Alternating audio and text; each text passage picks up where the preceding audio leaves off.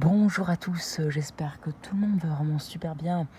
Alors voilà, bah oui, après tant de mois sans de nouvelles vidéos sur ma chaîne Shems Climat, j'ai le plaisir de vous annoncer le retour d'une nouvelle vidéo. Après, je vous préviendrai sur ma chaîne Shems Météo, car depuis, ça fait très longtemps que je n'ai pas fait de pub pour ma chaîne Shems Climat, donc il y a peut-être 300-400 nouveaux abonnés qui ne connaissent même, sur ma chaîne de météo, qui ne connaissent toujours pas ma chaîne Shems Climat. Donc après, je vais vous prévenir que j'ai fait une nouvelle vidéo sur ma chaîne Shems Météo. Et je vous prévenir qu'il faut s'y abonner, comme ça je vais atteindre les 100 abonnés. Ça me ferait très plaisir et ça me motivera après pour faire d'autres vidéos. Donc je suis un peu choqué.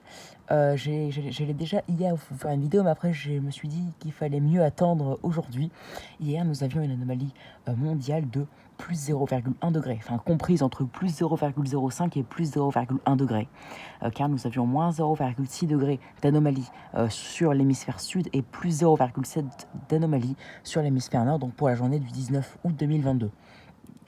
En revanche, pour cette journée du 20, c'était prévisible, mais pas autant. On prévoyait entre 0,0 et moins 0,05, mais nous avons chuté à moins 0,1 degré. Donc c'est énorme, surtout que c'est par rapport au normal 1979-2000. Donc pour aller de cette période-là à la fameuse période qu'on utilise encore, 1981 à 2010, il faut rajouter en moyenne 0,11 degrés, enfin il faut enlever plutôt 0,11 degrés. Et pour passer de la période 1981 à 2010, il faut rajouter, de cette période-là, la fameuse période à la nouvelle, donc 1991 à 2020, il faut enlever plutôt moins 0,18 et moins 0,11, moins 0,18, cela fait moins 0,29, donc moins 0,3. C'est pour ça que je ne comprends toujours pas pourquoi il y a toujours des gens qui disent quand on a moins 0,1, on a moins 0,3 par rapport aux nouvelles normes.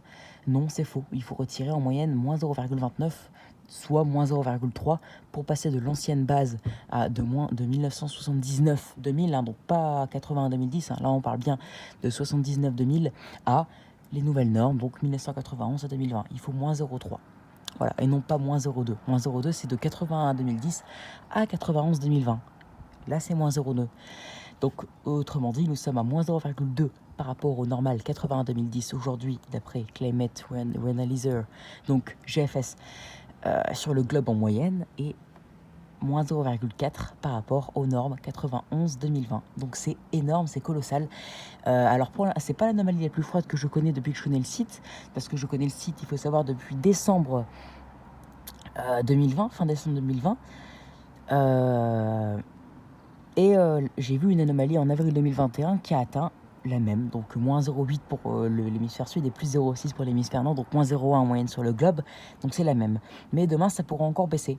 Et là, du coup, ça ferait que ça pourrait faire l'anomalie la plus froide depuis avant décembre 2020. Et vu que 2015 à 2020 2016-2020 ont été des années très chaudes, je doute qu'on ait atteint des valeurs comme moins 0,1 sur le globe. Donc je pense que ça, si demain on chute en dessous de moins 0,1, donc moins 0,15 ou moins 0,2, ça ferait l'anomalie la plus froide depuis peut-être 2014-2015. Je ne sais pas, il faudrait se renseigner sur les archives, mais il est probable que si on chute en dessous de moins 0,1, on aurait l'anomalie la plus froide depuis 7-8 ans. Donc c'est énorme, c'est colossal. Et donc sur les autres modèle climatique, parce qu'il faut savoir que quand même GFS, c'est un modèle qui est bien en dessous de la norme, bien en dessous de ses collègues modèles climatiques. Il y en a 6 ou 7, il y a ERA5, la NASA, NOAA, après il y a quoi d'autre? Bon, je sais pas, il faudra voir sur Global Climat, il y a quoi comme modèle, mais en tout cas il y en a plein, ils sont toujours en moyenne 0,3 degrés au-dessus de GFS, parce que GFS il se base sur 1979-2000. Donc là, aujourd'hui, par exemple, on a moins 0,2 sur 81-2010. Et je parie que tous les autres seront en moyenne à plus 0,1. Donc on est toujours à plus 0,3 d'écart. Mais même plus 0,1 par rapport à ERA5 ou la NASA ou NOAA, plus 0,1, c'est énorme. C'est très très bas, ça aussi. Donc on verra qu'est-ce que ERA5 dit. Mais en tout cas, cette anomalie froide là sur le globe, elle restera pas à moins 0,1 ou encore plus bas jusqu'à fin août. Après, elle remonterait, mais elle resterait très proche a priori des 0,0. Et parfois, elle rechuterait à moins 0,1. Et d'autres fois, elle passerait à plus 0,1, plus 0,2. Donc autrement dit, elle resterait proche des 0,0. Donc c'est non négligeable. Et ça ferait en moyenne entre plus 0,1 et plus 0,3 sur tous les autres modèles. climatique, donc ça ferait chuter la moyenne, autrement dit.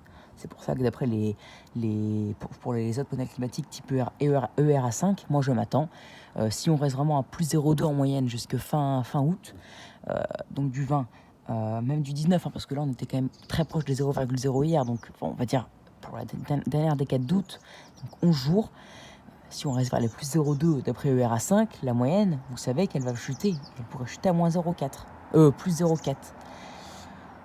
Donc c'est non négligeable et ça ferait chuter la moyenne annuelle, et je pense sur l'ensemble des modèles climatiques, que ce soit pour ERA5, la NASA, NOAA ou le GFS, dont je vous parle aujourd'hui. Donc en tout cas, on a un climat quand même là, qui connaît encore des baisses, et c'est le plus froid depuis avril 2021, sauf que la Niña, elle stagne à moins 0,7, ou elle est en train de baisser à moins 0,8, moins 0,9, mais bon, c'est en train de chuter, et en plus, la dernière fois qu'on avait atteint les anomalies comme ça, de moins 0,1, de moins 0,8 pour l'hémisphère sud, c'était juste à cause de l'Antarctique, qui connaissait une anomalie de moins 8, moins 9.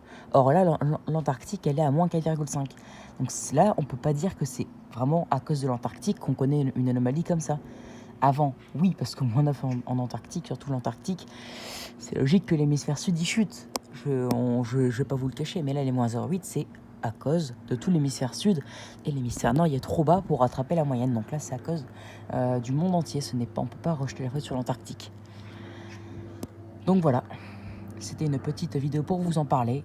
Ça fait déjà 6 minutes 42, donc l'anomalie la plus froide depuis avril 2021, et si ça baisse demain, ça ferait l'anomalie la plus froide depuis peut-être 2014-2015.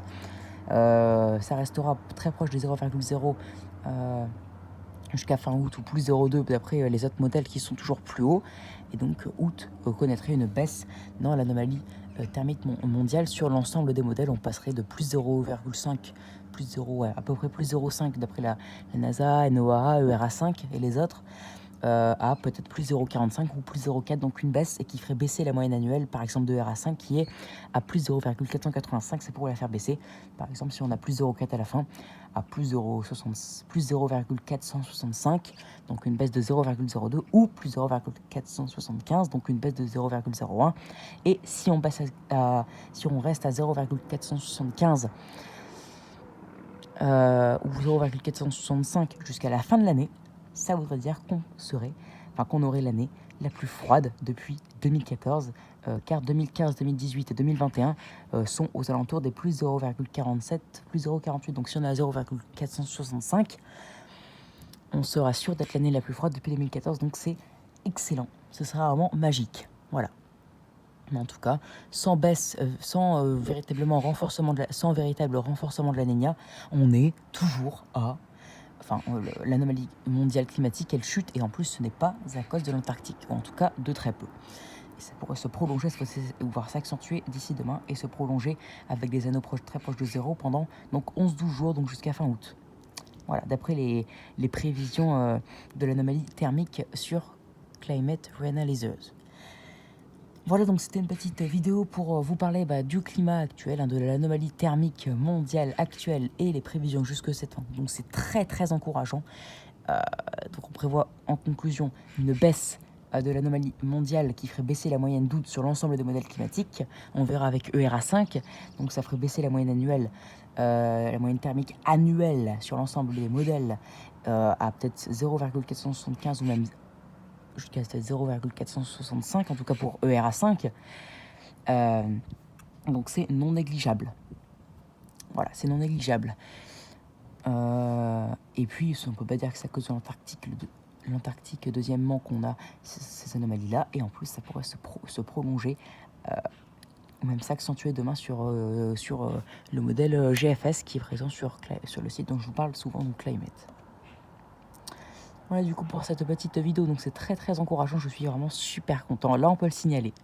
Il faut le signaler quand même qu'on a des anomalies comme ça. Tout le monde est en train de le faire, et je trouve que c'est vraiment très encourageant. Et demain, prions pour que demain on ait en dessous de moins 0,1. Donc par exemple moins 0,8 plus 0,5 ou moins 0,9 plus 0,6 ou encore moins, pour qu'on ait l'année la plus froide depuis potentiellement 7-8 ans.